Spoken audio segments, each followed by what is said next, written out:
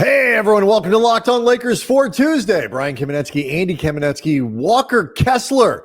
Is he available for real this time? That's next.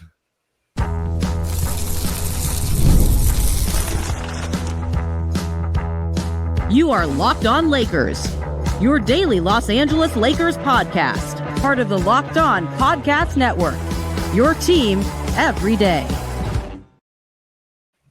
Thanks to everyone for making Locked On Lakers your first listen of every day, Monday through Friday, no matter how or where you get your podcasts. This one, of course, is always free and never behind a paywall. Andy, Locked On Lakers on YouTube is where you can go hang out with over 35,000 subscribers, all of whom are wondering if this is finally the time that the Utah Jazz are not going to pull the football away like Lucy does to Charlie Brown, and they're actually going to put Walker Kessler out on the market and available. We'll get into that in a moment. First, I want to let people know that today's episode is brought to you by Monarch Money. Take control of your finances with Monarch Money. Use the code LOCKEDONNBA at monarchmoney.com for 50% off your first year. So, all right, Andy. We've been here before. Walker Kessler, I think we would agree. If other than Miles Turner, I suppose, if you could make a list of supposedly gettable centers out there in the NBA for the Lakers to get, if not all, most Lakers fans, like, he'd be right up there, like in terms of like a poll. If you took a poll of Lakers fans, Walker Kessler would be a very popular get among Lakers fans. You would agree with that? I agree with everything other than the premise when you said supposedly gettable, because Miles Turner was at one point actually gettable, and the Lakers opted not to get him, which I will reiterate for the thousandth time. Never forget. Well, that was a mistake. I said at the time, and it turned out I was correct. No disrespect to D'Angelo Russell, Malik Beasley, or Jared Vanderbilt, but I said at the time, Miles Turner is by far the best player you're going to get for Russell Westbrook. He was the best name that had been, I think, legitimately attached to a potential Russell Westbrook trade. And I said, you're not going to do better than Miles Turner. And as it turns out, I was very, very correct. So now but that notwithstanding, yes, I would say Walker Kessler has been at the top of the list, both in terms of Laker fan engagement and also, if nothing else, near the top of the list in terms of quality of center. So there are two aspects of this that I want to get into over the course of the show, but we'll start here with this. The report from Sarah Todd of the Deseret News. The Jazz could be very active in trade talks this summer, and these discussions could include the longtime Lakers trade target in Kessler. Numerous league sources have indicated they believe the Jazz are going to be active over the next several weeks. Remember, and this is my parenthetical, not Sarah Todd's, that when they hired Austin Ainge, the line coming out of Salt Lake City is that they are not tanking. They're going to try to win. That doesn't mean they won't make trades, because trades are often how you get better. But you can sometimes try to win and fail. Right. It worked for the Lakers for years. And so the fact that they're making remember here, the idea is that they wouldn't be doing tanking trades. They would be trying to get better. So many expect the Jazz are willing to hear offers that would include draft picks in the 2025 draft, as well as players on the Jazz current roster. Obvious candidates for trade would be John Collins, Collin Sexton, and Jordan Clarkson, who are all on expiring deals as of the 25-26 season. But league sources said that they expect conversations to include Walker Kessler, who is extension eligible, and Lauri Markkanen. Andy, we've been here before, but are they really making Walker Kessler available this time?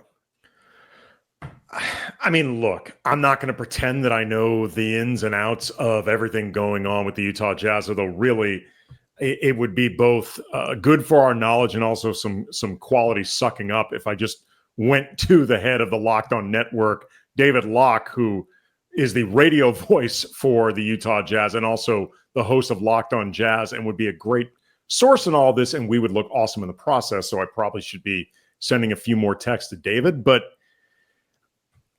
I guess it depends on what they're looking to do in Utah. But the thing that I keep getting back to with Walker Kessler, specifically in any type of teardown or reconfiguring of the roster, whatever, is that if you're looking to rebuild from the bottom up, Walker Kessler fits. He's young. He is what you would hope the center you drafted to turn into.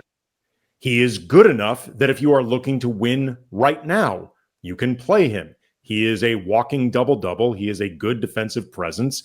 I'm not saying that he could be the starter on a championship team, but the Jazz are nowhere close to being that anyway. No. So that criteria for the time being doesn't matter. If you're looking to win now, I don't see any reason that Walker Kessler can't be a part of that. So I think a lot of this really has to do with the specifics of what Utah wants to do. And also, I guess, what specifically they don't like about Walker Kessler with these plans. Because I've said many times, given all the stuff that on the surface fits with Walker Kessler in any directions, depending on how available he is, I kind of find it to be a red flag. I mean, maybe he shot a man in Reno just to watch him die? I mean, we're not really sure.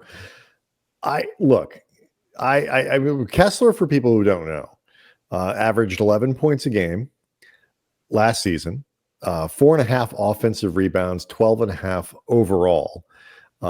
He had 2.5 blocks a game. He shot 66% from the field, and that is often because those shots are dunks. The Lakers played Utah late in the season, and it was like Walker Kessler's, hype reel that the Lakers allowed him to put on over the course of that game. And it might be why Lakers fans after that wanted him so badly. And quite frankly, they thought he was coming, because anytime a Laker has a good game or somebody has a good game against the Lakers, their tendency has been to trade for them. So that is all true. Like, everything you're saying is true. And that gets to the catch in all of these reports, which is they're not necessarily trying to trade Markkanen. They're not trying to trade Kessler. But if you really want Walker Kessler and you show up to, and you give now, I guess, Austin Ainge a call and that crew, and you say, I'm going to make you an offer you simply cannot refuse. It's so overwhelmingly good for Walker Kessler that, okay, fine. For that, we'll trade him. My question to you, Andy, is, do the Lakers even have a package that they could put together that qualifies for it's just that good? You've got it. I mean, is Austin Reaves in a first rounder? Is that can't refuse? Is Austin Reaves Dalton Knecht in a first rounder? I mean, is that can't refuse? I think that's the best for all right. intents. I'm not getting that. My question wasn't should they do that. My question is, would you consider that a can't refuse offer? On paper, no. I mean, I don't think it's a terrible offer. I want to make it clear. Like Austin, Dalton, and a pick, that's not nothing. That's not nothing for Walker Kessler. But do I think that if Walker Kessler was legitimately on the market and Utah was really starting to take calls, that I'd be confident that that's not just the best offer that Utah would get, but also be an offer. We talked on Monday's show about the reported Laker tax.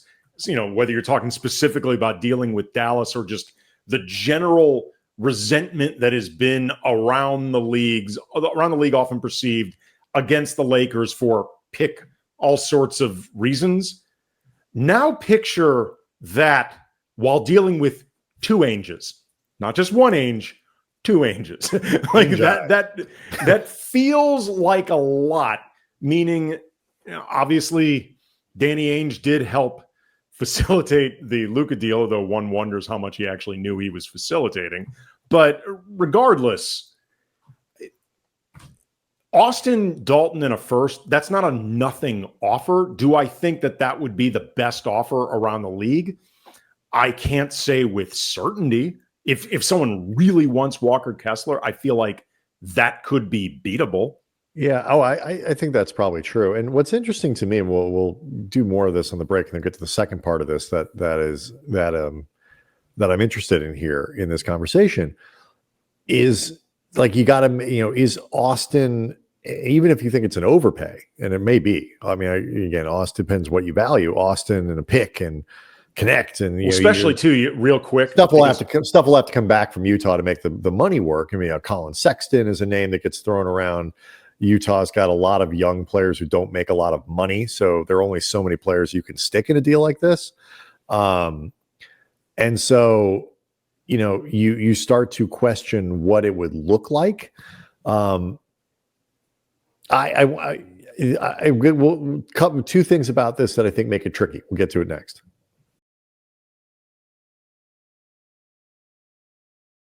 Locked on Lakers is brought to you by DoorDash. NBA fans, you know what time it is. Playoff season. That means big performances, even bigger rewards. DoorDash is bringing the heat with a slam dunk deal for Dash Pass members during the 2025 NBA playoffs. It's called They Swoosh. You score anytime a player scores 50 or more points in a playoff game. Dash Pass members score a free 3-piece crispy tenders combo from Wingstop the very next day. Just place an order of $20 or more. Use the code Wingstop50 to check at the checkout, and the combo is yours. Tastes awesome. It is crispy. It is totally free. The offer is valid noon to midnight the next day after the game. Terms apply. And if you ever looked at your delivery fees and thought, there's got to be a better way, turns out you were right this whole time. With Dash Pass, you get $0 delivery fees and exclusive perks like this one. So think about how much you would save over an entire season. So sign up for Dash Pass to unlock this and other exclusive deals all season long. When any player scores 50 plus in a playoff game, Dash Pass members can grab a 3-piece crispy tenders combo free from Wingstop the next day with a $20 plus order and the code Wingstop50. Dash Pass, your door to more savings, more flavor, and more ways to save. Terms apply. So one of the things about the Jazz that make them an interesting trade partner is they do have they've got more talent on the team than their record has indicated, because they've been so aggressive in sort of shutting things down year to year, get a couple injuries, and all of a sudden it's like, they just roll up the tents and go home.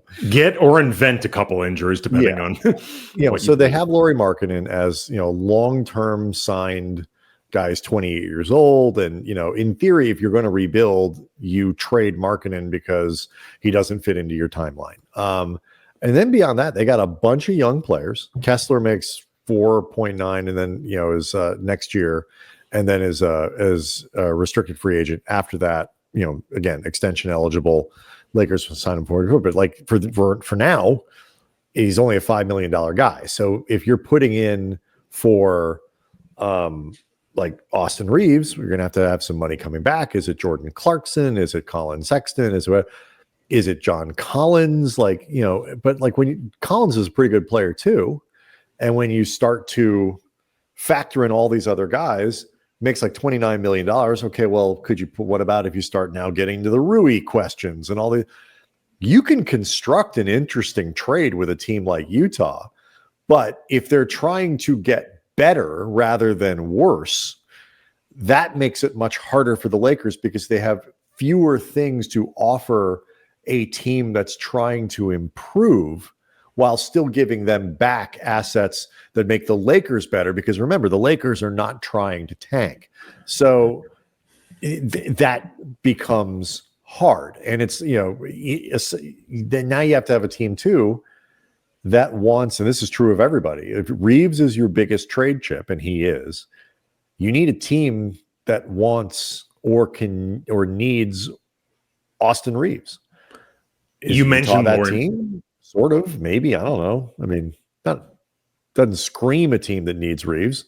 Well, it might. It depends. If Utah is keeping Lauri Markkanen, then they can definitely use Austin. Sure. Because if they are keeping Markkanen, that means they're trying to win right now. And if they're trying to win right now, Austin can help them. Now, I mean, there's some trepidation they might have about trading for Austin because he is not, I think, in all likelihood, going to sign an extension with any team, the Lakers included, because he can get a bigger extension in the 2026 offseason. So that means Utah or any team trading for Austin would have to be trading for him knowing that he could bolt in a year. Like there's no guarantee he's going to be around past that one season. So he's a flight risk for every team that could potentially trade for him and also potentially for the Lakers if they keep him around. There's no guarantee Austin is going to stay beyond this coming season either. So that in a lot of ways complicates his value and offsets the idea of, best bargain contract in the league. Sure, for one season. And then from there, he's getting paid and maybe not by you. So, and they have young players like, Keontae George is a shooting guard who they, has had some really good moments and all that. But like they've got guys who happily jettison. I think they're not going to come back after next year, like Sexton and Clarkson and stuff like that. But, are those players the Lakers would want? So that's part of it. It's just this notion of like, you have to find a team. And I think Austin fits on a lot of teams. But whether it's Utah or someone else, if you're going to play that card, it's obviously only two teams, or maybe you got to organize a 3-team or find a third team, a 4-team or whatever.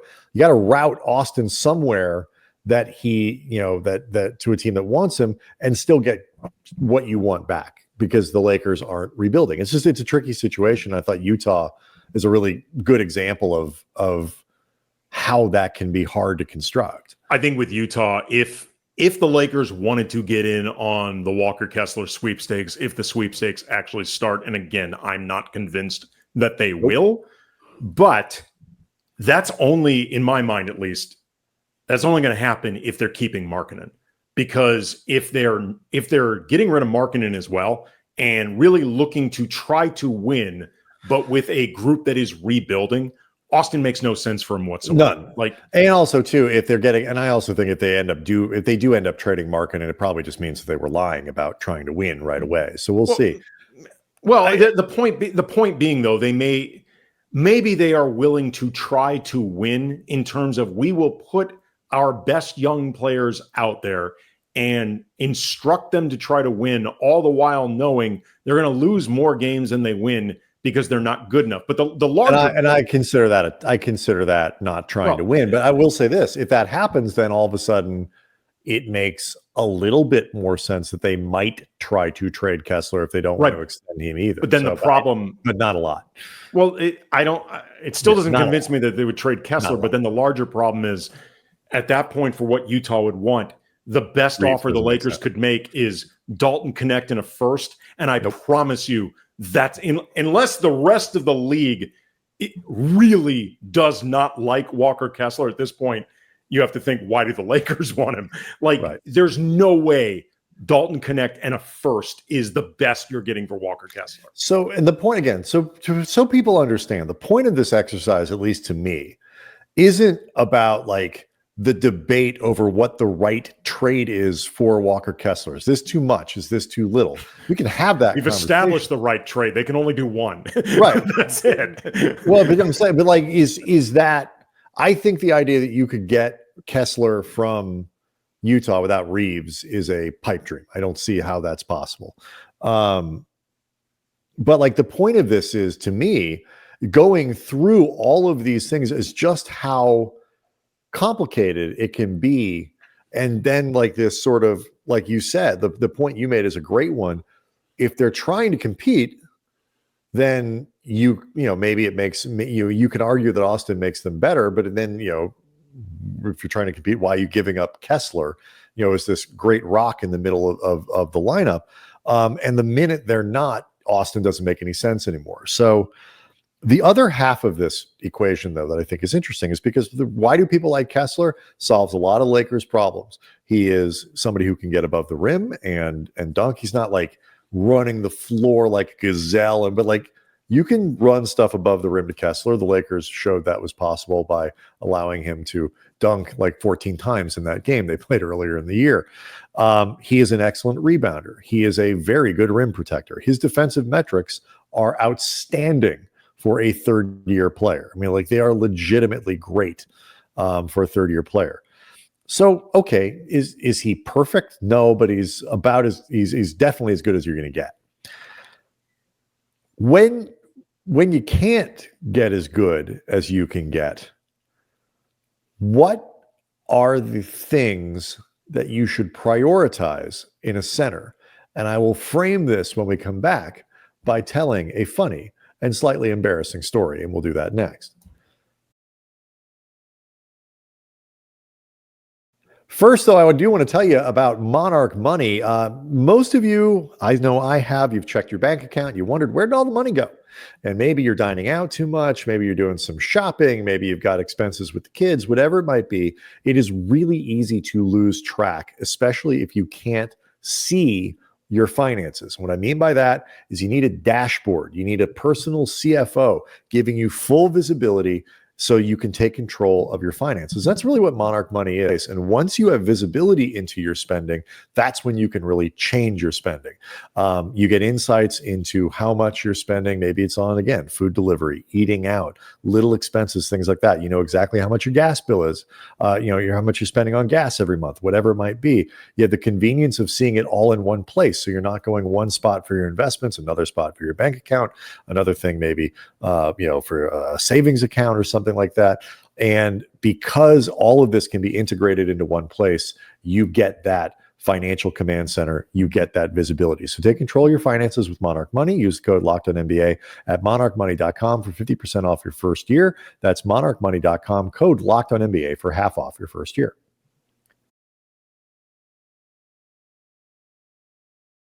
So Andy and I at this to pull the people behind the curtain, Andy, the people listening on Spotify or Apple podcasts, or the people on YouTube, the 35,000 plus subscribers. Every day you and I start trading emails and texts like, hey, if you've seen anything at this time of year, it's like we're scouring the web. We're like AI robots trying to find anything that might be relevant. We both saw a story that Jackson Hayes is open to coming back to the Lakers. This, by the way, is just so people know, this is like the most, Ferris Bueller, my sister's boyfriend's brother's cousin, blah, blah, blah. Yeah. This story, as it were, came from, I guess, Gabe Vincent highlighting this on his Instagram, but somebody left a comment to Jackson Hayes, heard you don't want to be Lake Show anymore, and I don't blame you, gang. And Jackson Hayes responded, that's J false. I'm assuming just false. My G, I def ain't say that. So Jackson Hayes is apparently open towards staying with the Lakers. This, by the way, this Instagram thing that I guess was through Gabe's Instagram, I don't know, but was aggregated by Sports Illustrated with the headline, Jackson Hayes breaks silence about future for the Lakers. I'm like, calm the F down, SI headline. Right? Like, all of a sudden, Jackson Hayes is like effing JD Salinger or something. He's not been in exile for 10 years. He hasn't been playing basketball for a month and a half. He did a quasi-exit interview. Like, calm the F down. And just the framing of it too, I am really happy for we've all been waiting. Political prisoner or something. He's been chilling on break, man. What's he gonna do? The framing of it beyond that is just like this, and I'm very happy for something. I'm happy for Jackson that he had a good year. He had a better year than I thought he was going to, and he kept himself in the league. He showed that he isn't necessarily a starting caliber center, but he kept himself in the league. No question, he's going to be playing in the league. But all that aside, is Jackson Hayes really in position to rule out any of the 30 NBA teams? Like, no, I'm not going to play for you. Sorry. No. So obviously Jackson Hayes is open to returning to the Lakers. He's open to playing for the Lakers or any of the 29 other teams around the league. But what made this story like more than just an opportunity to mock the way the internet works now is that when we were going back and forth on this, you accidentally typed JaVale McGee open to return to Lakers. I had been, just so people understand, I had been looking up something involving the 2020 Lakers. It was like related to something. I was Twitter conversation where I was looking up something with the 2020 Lakers as I was also multitasking, working on this email to you. So JaVale was on my mind. Jackson, JaVale, both centers, both rim runners, leapers. They both start with Ja. Yeah, I mean that's really what it was. No, it could happen. No, I get it. Yeah. And so, but the point of that is that got me thinking. Like, JaVale McGee is obviously still in the league. His last couple seasons hasn't played a ton. He was in Sacramento last year. Did he get released? I don't remember. I don't think he was in Sacramento last year. JaVale was not in the league. I thought he was in Sacramento. No.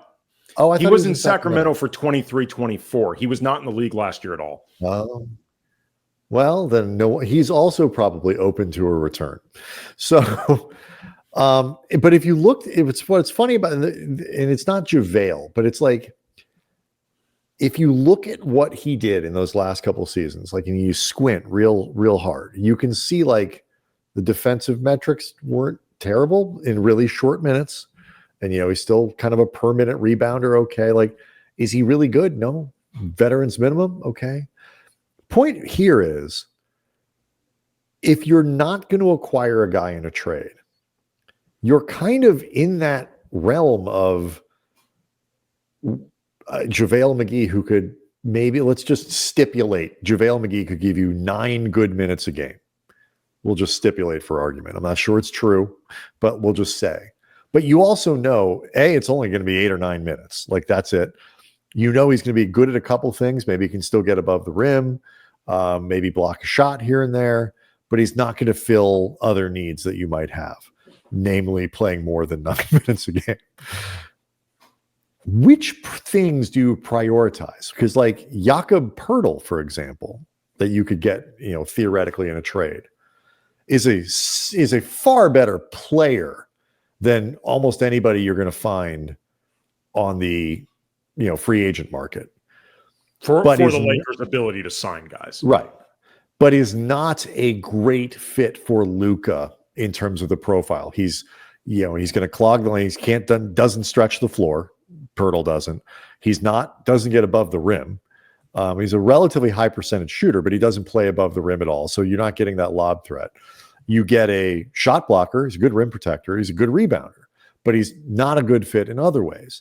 So what bits of this do you prioritize? Is it better to get a guy who can be that vertical threat that Luka wants, but is overall a lesser player, maybe not as good of a rim protector, maybe not as good of a defender? Or do you really want to prioritize that Luka thing, the offensive version, at least, of Derek Lively Jr. and Daniel Gafford and those guys who thrived just basically catching lobs all day with Luka? If you can't get everything that you need out of a center, what should you be trying to get? Who Luka tells you to get? I mean, I'm not being flippant. I'm being serious. Like, I think that's actually the answer. If you have a bunch of different options, none of whom strike you as particularly perfect, none of them are necessarily bad, but none of them feel like exactly what you're looking for, whether in terms of skill set, contract, price, age, whatever, I would then maybe break your tie by figuring out, what does Luka want?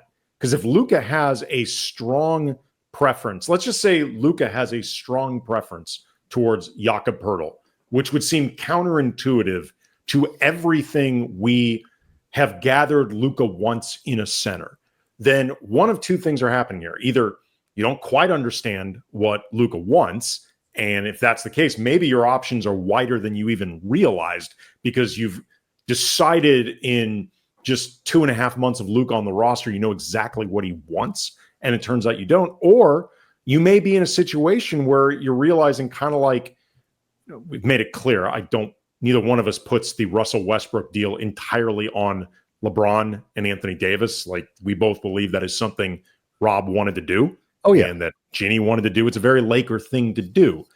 But that was a situation where, nonetheless, LeBron and Anthony Davis wanted a player that really made no sense for the team to get. And hopefully, if say something like that happened with Luka and Jakob Poeltl or whoever, and you're really thinking like, really? You're right. Well, but the thing about it is, it's like, then you have those conversations, is my point. Poeltl, and I real quick, I want to make sure people understand. I was not advocating for the signing of JaVale McGee. JaVale was an archetype here. Sure. But like, of imperfect guys, like, people who fill one, Jackson Hayes still gets above the rim and doesn't fill a lot of other needs. Poeltl, it's not even that you can't conceive of a way that Poeltl and Luka can play together. Like, he would help in a lot of ways. He would help with the rebounding. He would help with defensive presence. These guys are, he's a smart player. He's actually a pretty good passer. Like, there's a lot of stuff that you can do. He sets a brutal screen. He just doesn't get above the rim. And so if that's the most important thing, I don't. And he doesn't necessarily fit the defensive schemes that at least we've seen so far from JJ Redick. Right. But, maybe there's more to it that I do not claim to understand the intricacies of NBA defense, where I can imagine what he can and cannot do, what they would do around him and all that kind of stuff. That would need to be something that we'd bring in people to really explain that in detail. I just find it like, I'm curious to know. Luka obviously has a preference for what kind of center they would go get. If that kind of exact guy wasn't available, what's like plan B? Like, what does he say? Like, oh no, I'd love a lob threat, but if I don't have it, it's okay if I have these three things. Or, can you find me a different guy? What about a guy on the wing who can, finish that way? It was a good screen and roll power forward or something like that. Like, there are ways to do this that I find intriguing. And like, you talk about, like, what does Luka want? The guy is a basketball savant. So like, he can do whatever. He's like LeBron. He can do whatever he wants. He can play with it. Is there some wiggle room in the, Luka center? Like, I don't know. It's an interesting, but like, they may have to find some of that if they're going to improve the position materially, in ways that can help them win next year. I mean, one last thing I would add to what you were talking about, where there can be other options for lobs other than just your center. The year that the Mavericks went to the finals, Derrick Jones Jr. was an above the rim option that Luka utilized a lot beyond the defense that Jones provided. And he was a veteran minimum guy. Yep. And he was part of the reason that they were able to put that roster together on the fly in ways that worked within the cap and still have strength across different positions. Is Derrick Jones Jr. was an A+, like A++ veterans minimum signing that they did that year, Dallas, for the 2023-24 season.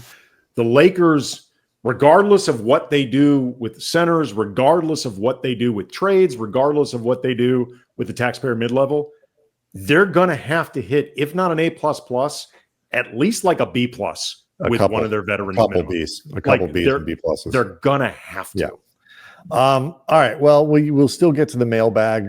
We promise the questions about LeBron and some others that people have been leaving. Continue to leave us questions. Continue to leave us comments. And please, if you're out there, please keep aggregating Instagram replies from Lakers about their free agent status and summer plans. That is very helpful to us. Locked On Lakers on YouTube is where you can go hang out with over 35,000 subscribers to the channel. Catch us on iTunes, catch us on Spotify, wherever you get your podcasts. We'll see you tomorrow.